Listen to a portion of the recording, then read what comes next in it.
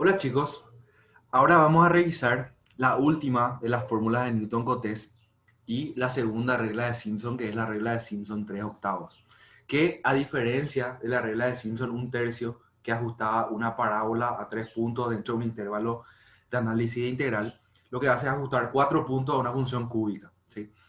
En ese caso, digamos, como es una premisa del modelo, lo que necesitamos es un intervalo segmentado en 3 partes como mínimo que nos permita contar con esos 4 puntos que nos permitan calcular la integral, ¿verdad? En este caso tenemos los mismos parámetros del ejercicio que ya estamos analizando a partir del tutorial 1 con la regla del trapecio. Tenemos un intervalo entre 0 y 0,8 y la función evaluada en esos puntos extremos, ¿verdad? Entonces ahora lo que vamos a hacer es resolver el ejercicio 21.4, que justamente lo que quiere hacer es plantear el mismo ejercicio, pero con la regla de Simpson 3 octavos, para resolver la integral. Entonces, en este caso, como es un requerimiento del modelo, lo que hacemos es segmentar el intervalo de análisis en 3 para tener los 4 puntos que necesitamos y a partir de eso encontrar los valores de la función que necesitamos para esos puntos intermedios, ¿verdad? El segundo y el tercero, además del primero y el cuarto, que ya son los extremos, ¿verdad? Con esas dos variables, la función evaluada en H1 y H2 que le llamo acá, lo que hacemos es aplicar la fórmula que proviene, cuya demostración está en el libro, ¿sí? Y que denota básicamente la regla de Simpson 3 octavos, que es el intervalo h grande, b menos a, por la función evaluada en el punto inicial, más 3 veces la primera función intermedia, más 3 veces la segunda función intermedia, y más la función evaluada en el extremo final, ¿sí? Todo eso se multiplica por un octavo para tener la estimación total. Tenemos otra vez la parte de errores, con el error verdadero, error true, con su índice t, que denota la diferencia entre la integral calculada y la integral real, ¿verdad? Y el valor, tanto el valor absoluto como el valor porcentual, ¿sí? Y por otro lado tenemos la estimación de error, el error aproximado EA, que proviene del análisis de la expansión de Taylor, es decir, de qué orden es el resto de la expansión de Taylor que sirve para derivar la ecuación de integral, y a partir de eso, con la derivada a la cuarta de nuestra función de análisis, nos permite calcular ese error aproximado, ¿sí? Entonces aquí lo que hacemos es hacer correr hasta acá y tenemos como resultado un error de 7.39.78 en por ciento, ¿verdad? Para esta función. Ustedes se acuerdan, para el análisis de la regla del trapecio, un tercio, ¿verdad? O sea, perdón, la regla del trapecio con un solo segmento, ¿verdad? Tuvimos hasta 89, casi 90% de error. Para la regla de Simpson un tercio, el ajuste de la parábola, tuvimos 16.64% aproximadamente, ¿sí? Y bueno, para este caso, la aplicación, digamos, simple de la regla de Simpson 3 octavos, solamente con 4 puntos para distribuir todo el intervalo, tenemos 7.3978% de error, lo que da el desempeño superior, digamos, entre todas las fórmulas que estamos analizando. ¿Y por qué? Y básicamente porque es el que representa de manera no lineal eh, mejor la naturaleza de la función que estamos analizando, ¿sí? Eso es muy importante, ¿por qué? Porque tenemos un intervalo que tiene un comportamiento que puede ser ajustado por otras funciones o no de mejor o peor manera, ¿verdad? Si nuestra función era solamente una recta, ¿verdad? Allí la regla del trapecio ya se va a comportar perfectamente. ¿Por qué? Porque de esa naturaleza de la naturaleza de la función, es la naturaleza del método que estamos utilizando, ¿verdad? Entonces, es importante conocer siempre cómo se comporta la función dentro del intervalo que estamos analizando para poder elegir el método que mejor se ajuste para solucionar los problemas, ¿verdad?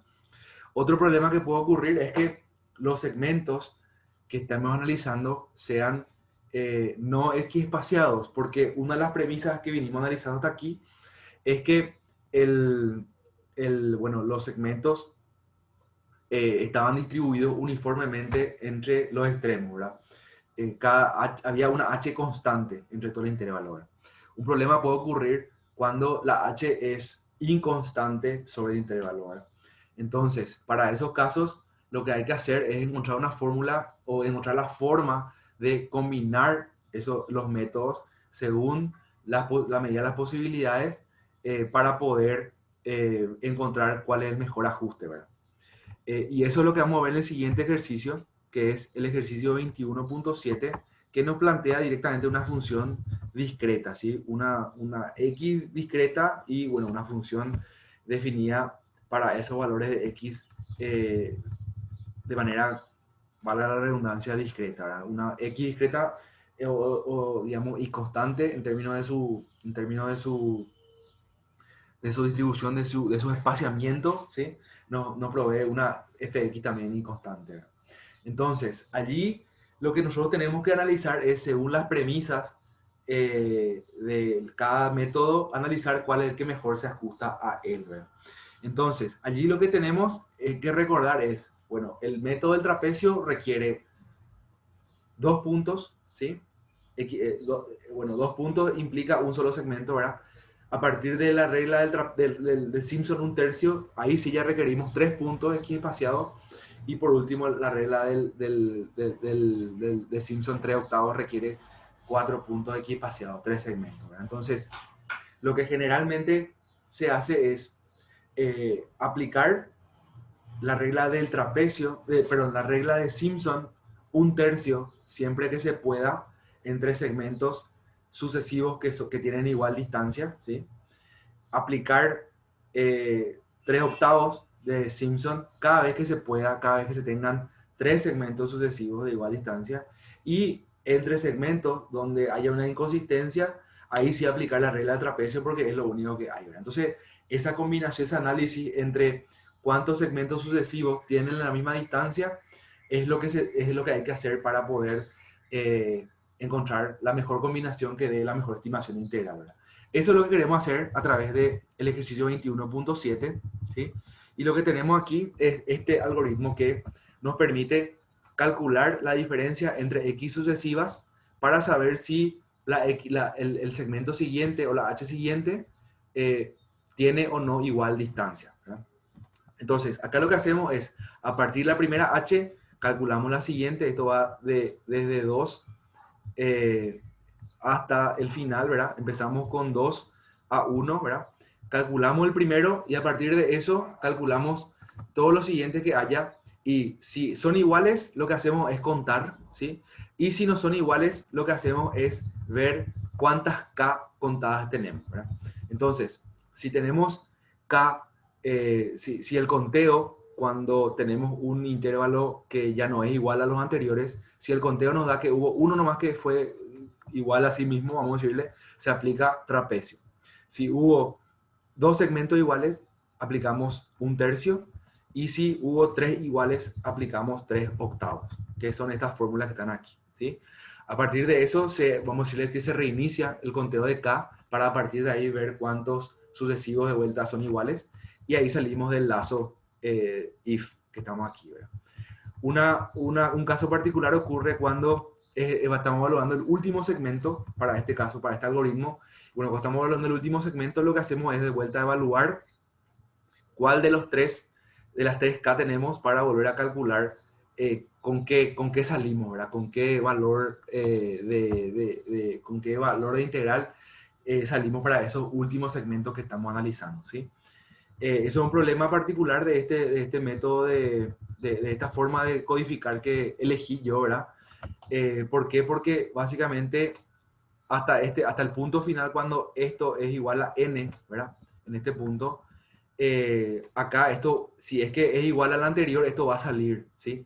Entonces, si es que sale esto, si es que esto sale de aquí, eso permite que no se cuente la integral de los puntos que están hasta ese momento iguales, o de los segmentos que hasta ese momento se consideraron. Entonces, sencillamente lo que se hace es, para los casos en que estamos trayendo segmentos que son iguales hasta el último, ¿verdad? En ese caso salimos y vemos cuánto arrastramos hasta ese punto, ¿sí?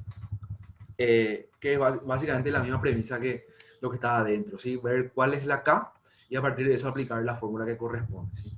Entonces allí lo que tenemos de vuelta es un error, o sea, una integral I2, que en este caso es la suma de todo lo que estamos considerando, y la comparación con la I exacta que tenemos y también respecto a su valor porcentual, ¿verdad? En este caso solamente tenemos el valor real o el error verdadero, ¿verdad? Porque el error aproximado no se puede porque hay una única fórmula, una combinación de fórmulas que estamos utilizando para poder calcular esta integral, ¿verdad? Entonces vamos a darle play para analizar los errores. Y acá lo que tenemos es un error de 2.24%. No necesariamente es comparable al anterior. ¿Por qué? Porque las funciones son distintas, ¿verdad? Pero nos da una pauta de cómo analizando la función ya desde un inicio con la posibilidad de que se combinen métodos según el espaciamiento entre segmentos sucesivos nos permite ya encontrar una integral con un buen error, ¿verdad? Eh, entonces, con esto terminamos lo que son las fórmulas de Newton-Cotes para la integración numérica. Hay un ejercitario en el Educa para poder complementar estos conocimientos y obviamente está la posibilidad siempre de contactar a través del email o del WhatsApp para aclarar cualquier duda y también para enviar su consulta o sugerencia, ¿verdad? Entonces espero que esto le haya servido, le haya parecido útil y estamos siempre en contacto hasta el próximo video.